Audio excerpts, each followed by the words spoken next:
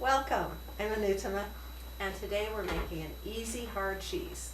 This is a recipe that I've developed over the years using ingredients and equipment that you probably already have in your kitchen.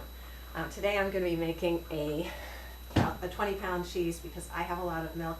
I also have a large cheese pot. I use 2 of these to make a 20-pound cheese.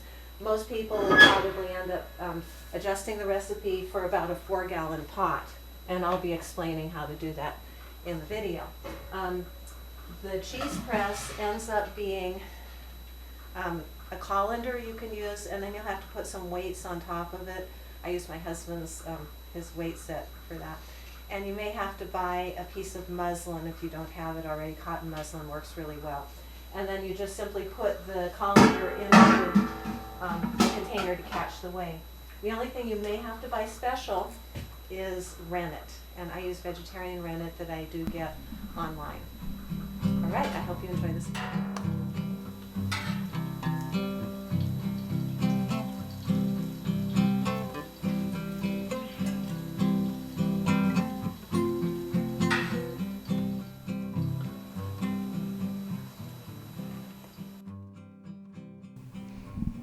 I use buttermilk as a starter for this cheese.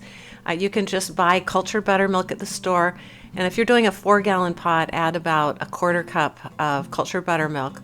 Or if you're doing like me and you freeze it, because I make fresh batches of it, I add 5 ice cubes for 10 gallons, so about 2 ice cubes per 4 gallons.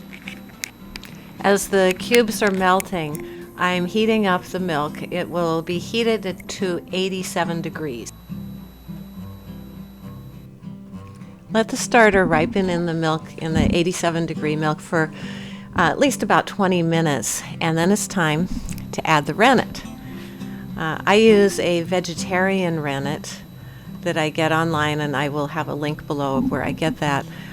What you want to do is use the least amount of rennet possible for the type of rennet that you're using to make a hard cheese. So what we want is basically a soft-ish hard cheese, because when we age it in the refrigerator, the softer it is, the easier it will age in a colder environment than your typical cheese cave. So a refrigerator is usually in the 40s, around less than 40 degrees, whereas a cheese cave is more in the 50s. So mix the rennet with some water, in my case about a 1/2 cup of cold water, and then add it to the milk and stir it pretty well for a few seconds anyway, until it's thoroughly stirred. Let the milk and rennet and culture sit for about 45 minutes, and then it'll be time to check to see if it's ready to cut.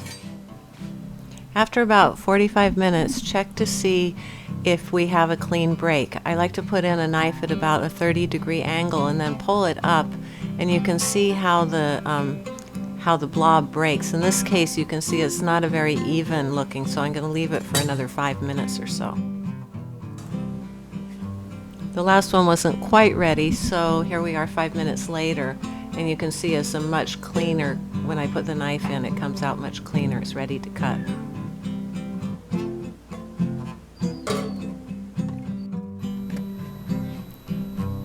My Swiss friend brought me this incredible knife from Germany that makes 5 cuts at a time. Most people probably don't have such a knife, so the idea is that you want to cut your pot, the curds in your pot, into about 1/2-inch size little cubes. And so, of course, I use my knife in a round fashion because of how it's shaped. But most people will just make a crisscross pattern and then use a skimmer. The crisscross pattern will make long columns of the curds, and then use a skimmer to kind of cut them into smaller pieces. You're not going to be able to make perfect cubes, but you want to get a basic uniform size that's about 1/2 inch. Of course, there'll be some smaller pieces, and eventually you'll see some larger pieces too, and you can cut those individually with the edge of your spoon usually. But at this point, once you have it fairly well cut, you're going to want to come back and stir it, and then that will show you where the larger pieces are.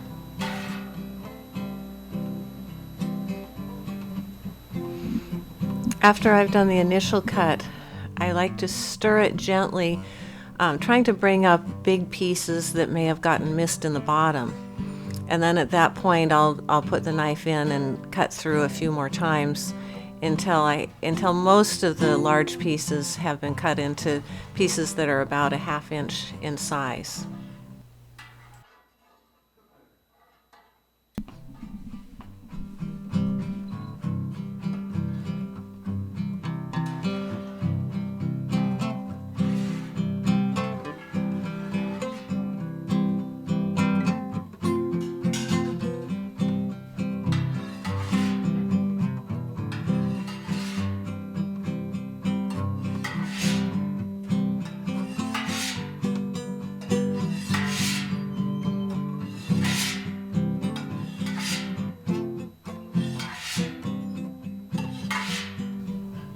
It's important not to leave very many large pieces, because in your finished cheese, that will create some voids and real soft spots in the cheese. So at this point, you need to kind of just check through the pot and make sure that you haven't got any particularly large pieces.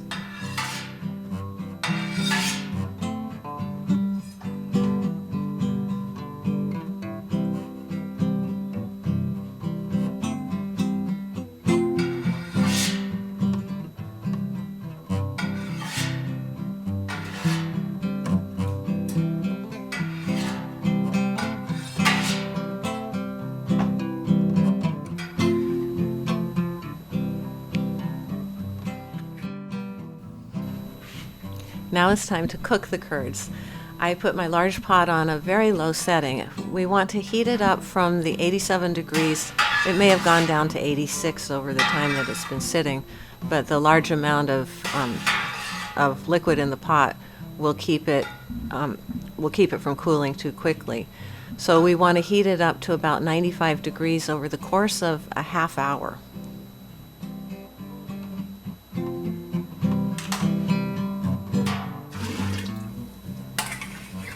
I usually take out some of the whey because it makes it easier to stir, and there's no reason. I use a sieve and a small scooping bowl to do that. Make sure you keep stirring, because if the curds mat at this point, the cheese won't come out right.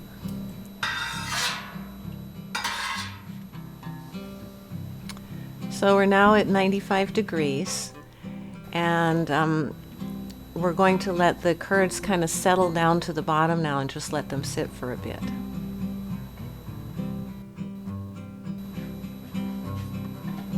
The curds have kind of settled, and so now I'm going to scoop out the whey until I can start seeing the body of the curds be exposed when most of the whey is gone. I found this to be easier than trying to pour it out. For one thing, the whey for the amount that I'm making is difficult, and for another, it makes a huge mess if you try to strain the curds out by pouring it into another bowl.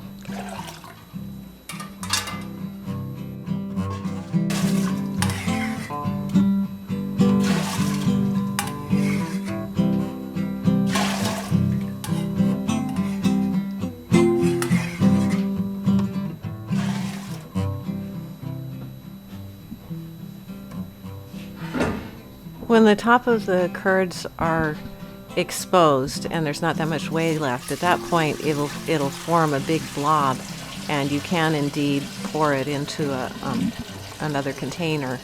I reserve this whey to make ricotta, but I'm not going to show that in this video. But I will get a 20-pound cheese, and I'll get 5 to 7 pounds of ricotta in addition.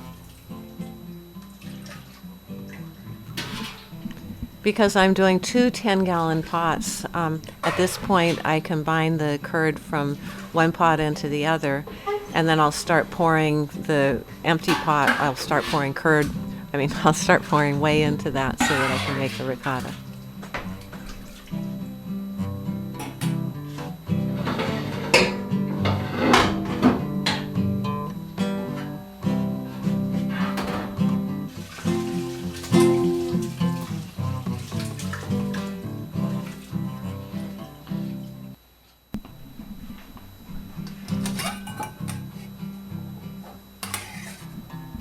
The next procedure is to get rid of as much whey as possible.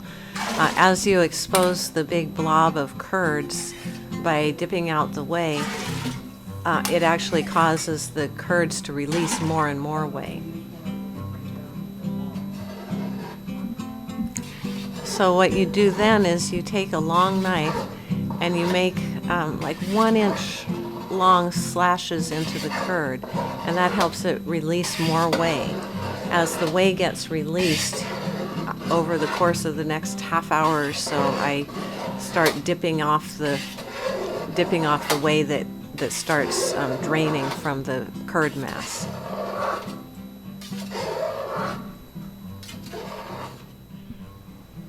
It just keeps releasing more and more whey, and I keep dipping it out until here you can see that there's still some whey coming out. You'll never get to the end of it, but at one point you decide it's time to salt the curd.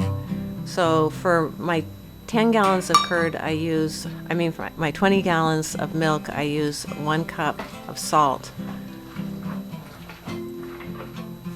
For a 4-gallon recipe, you'd use about a 1/4 cup of salt, or a little bit less than that. And then just work it in really well until the pieces are quite small. I do it a lot more than this. I don't show it on the video though. Once the salt is very well worked in, it's time to transfer the curds into your makeshift cheese press. In my case, I use a colander lined with muslin, and I have a container that it fits in that has a little nozzle so that it will release the whey continuously. You can see the nozzle, which I make sure it's unclosed when I first start putting the curd in there.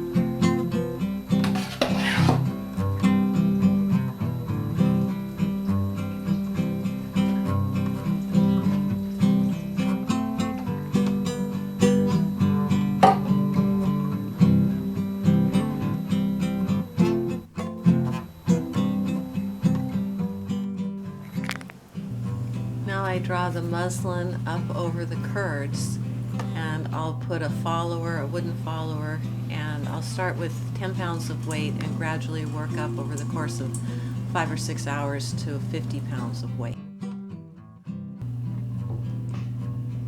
The next morning I take it out of the press, turn it over, and here you can see that I'm taking it out several hours later. It's already been turned over once, and I'm going to take it out and wrap it in a clean piece of muslin and then put it into the refrigerator.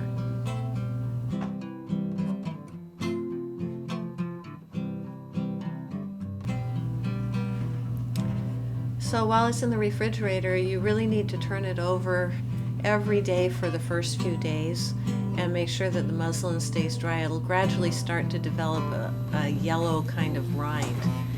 And once it has a nice rind developed, you can take the muslin off, and then at that point turn it over about once a week and check to make sure that no mold develops. If mold does develop, then just take some vinegar and wipe it off. After about 2 to 3 weeks, your cheese will have enough flavor that you can start enjoying it. I hope you enjoyed this video. If you got something out of it, please subscribe and like, and also comment. I'll be happy to answer any questions that you might have. Hope to see you again soon.